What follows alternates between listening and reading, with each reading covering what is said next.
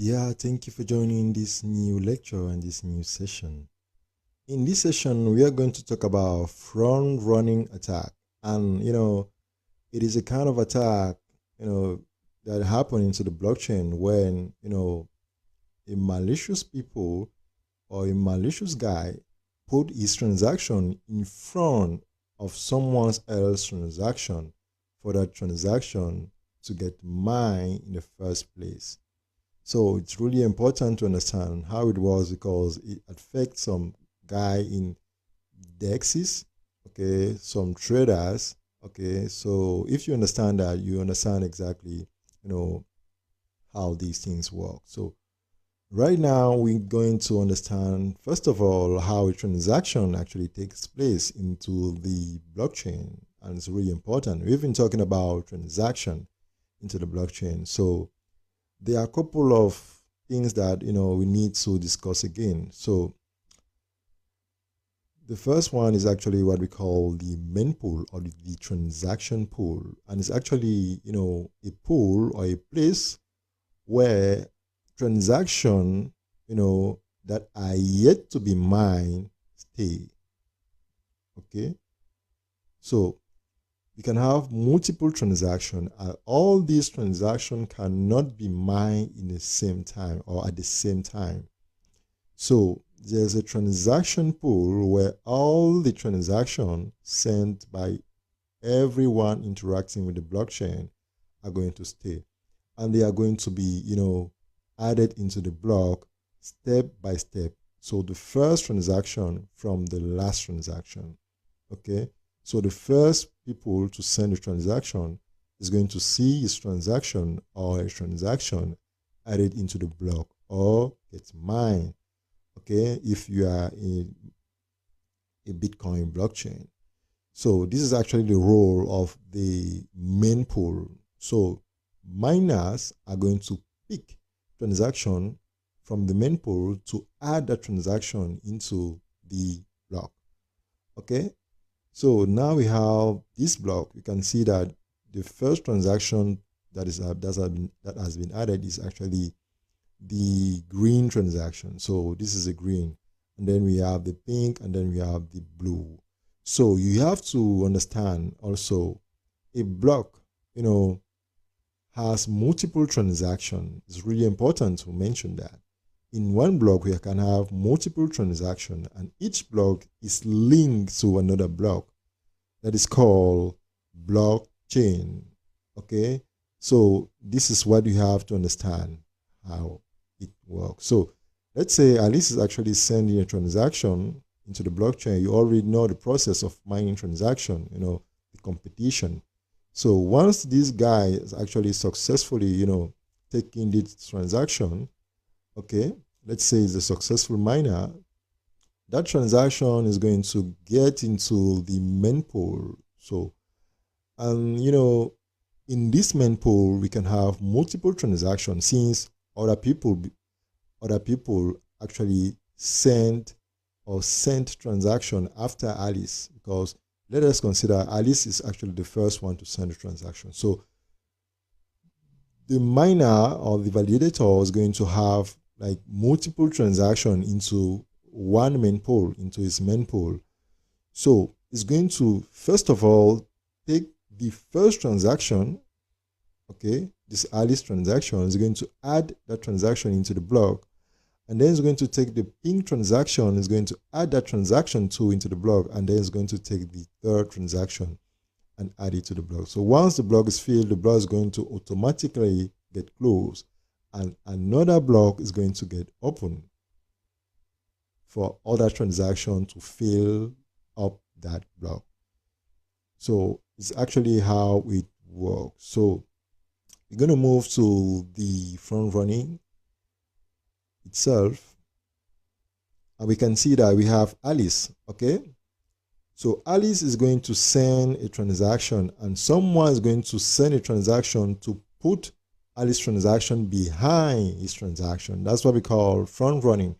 So let's say Alice is going to send a secret word to win one ETH. Okay, So she's going to write that secret word into the transaction and she's going to send it to the blockchain. Okay, now we have the miner. This is the miner who's going to validate the transaction. So that transaction is going to go into the mempool, and she's going to see another transaction that are different from her transaction. So she's the first to send a transaction. Let's say you have Bob on the other side. Bob is actually a bad guy, and Bob does not want to make some effort to look for, a way to get that secret, word, okay, to be able to gain that one ETH. Okay, what Bob is going to do is going to use a boot, and that boot is going to come here and scan the mempool to see what is inside Alice's transaction. Okay, that boot is going to take that boot, is going to monitor the mempool, and once going to monitor, is going to see what is inside Alice's transaction. Okay, is going to take that same secret word and is going to initiate a transaction with that secret word, that same secret word, and is going to pay a high gas price, a high gas fee, okay, so that the miner can pick his transaction before Alice's transaction. So this is something that you have to understand. If someone pays a higher gas fee, his transaction is going to be added before your transaction. Okay? And if you have to win some money, it will be the first to win your money, or it will be the one to win your money, because his transaction is going to be added in the first place or before your transaction. This is actually what is happening here. Alice is sending a transaction with a secret word to win one ETH, but Bob is going to monitor the mempool and to see what is inside Alice's transaction. What's going to do next is going to initiate the same transaction and pay a higher gas fee so that miner can pick his transaction in the first place and add that transaction in the block so that he can win that one ETH. Okay, so this is actually how it works. So it's going to add, first of all, this yellow transaction from Bob, and then it's going to add that transaction from Alice. So you can see that he has front run Alice's transaction.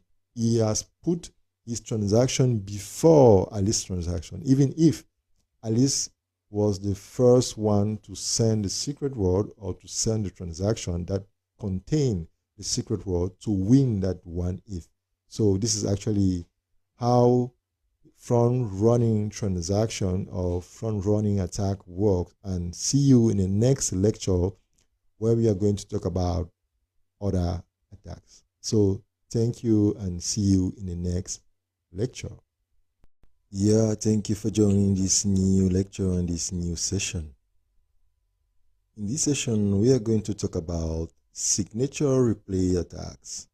And we're going to see how it works and how we can prevent this kind of attack from happening into a smart contract or a multi-sig wallet smart contract. So, to be able to understand a signature replay attack, you need to understand signature first. What is actually a signature and how it can be implemented in the transaction process. So to understand the signature right now, we need to understand, this concept of letter. So if I want to send a letter, I'm going to write the name of the person who is supposed to receive the letter. I'm going to write the content of that specific letter. At the end of the letter, what's I'm going to put? I'm going to put my name and I'm going to sign that it is actually me. So what is actually the signature does here? The signature is like, it authentifies that you are the one who actually wrote that letter. So This is the same concept here. You can see we have a transaction and a signature, and we have a second transaction with a signature. So a signature is a way to authentify that you are actually the one supposed to, or you are actually the one who is actually the author of something. Okay, the signature proves that yes, this is coming from you. It's like an identity.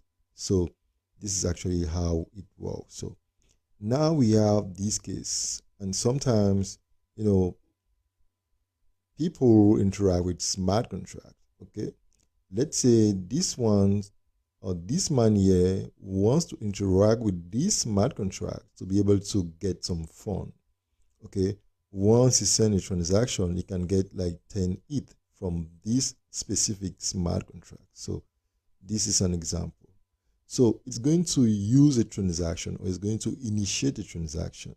Okay, and beside the transaction is going to put his signature, and his signature here is ABC, so that once it's going to initiate the transaction, it's going to put his signature, we will know that this transaction is coming exactly from this particular address, and this address belongs to this person.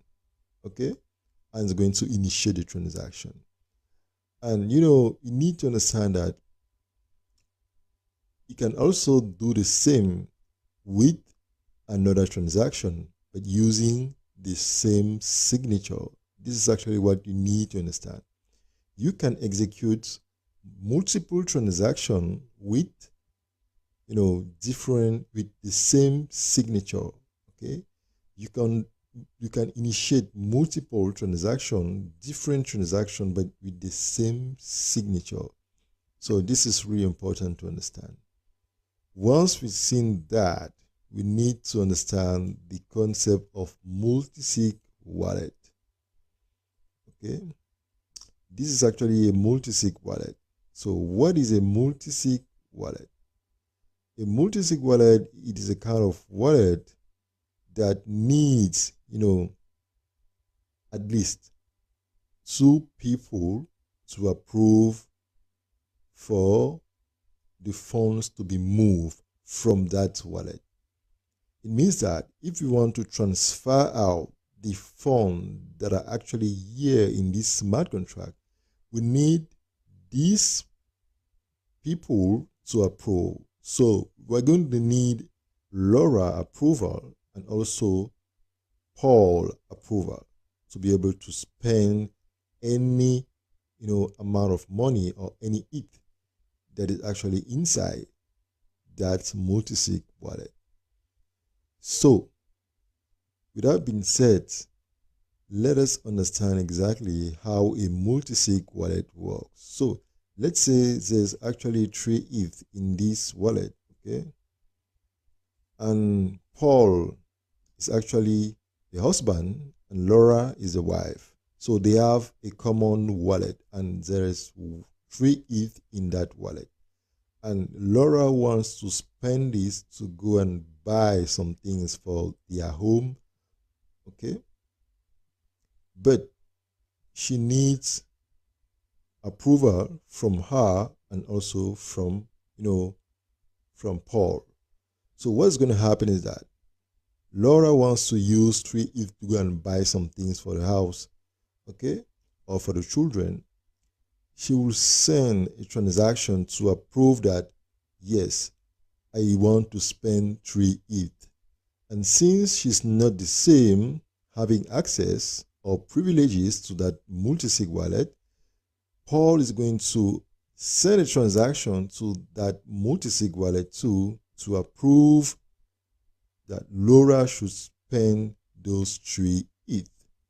Once the transaction, the 2 transactions, 1 and 2, has been approved, okay, Laura now can spend, the 3 ETH to do whatever she wants to do.